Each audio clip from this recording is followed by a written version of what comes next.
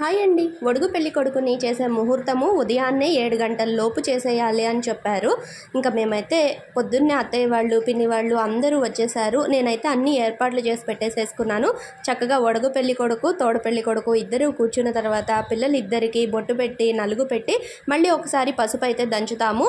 దంచేసి ఈ మంగళహారతి ఇస్తాము. ముందు దేవుడికి అద్ది, తర్వాత రోలుకి, తర్వాత పిల్లలిద్దరికి అద్ది ఆశీర్వదిస్తామండి. ఇంకా పిల్లలైతే స్నానాలకు వెళ్తారు. ఈ దంచిన పసుపులో ఇంకా కాస్త పసుపు కలిపి దీక్షా వస్త్రాలు పసుపులో తడిపి నానబెట్టి ఆరబెట్టాలి. ఆ దీక్షా వస్త్రాలని కట్టుకుంటాడు ఉపనయనం అప్పుడు. తర్వాత అందరము ఒకళ్ళ తర్వాత ఒకళ్ళము ఆశీర్వదించామండి పిల్లాడిని. స్నానాలు చేసి వచ్చిన తర్వాత పిల్లలిద్దరికీ కూడా కొత్త బట్టలు ఇచ్చి ఆశీర్వదిస్తాము. ఆ కొత్త బట్టలు కట్టుకొని కూర్చుంటే మళ్ళీ పిల్లలిద్దరికీ ఒకసారి హారతి ఇచ్చి ఇంకా వచ్చిన ముత్తైదువులందరూ కూడా ఆశీర్వదిస్తారు.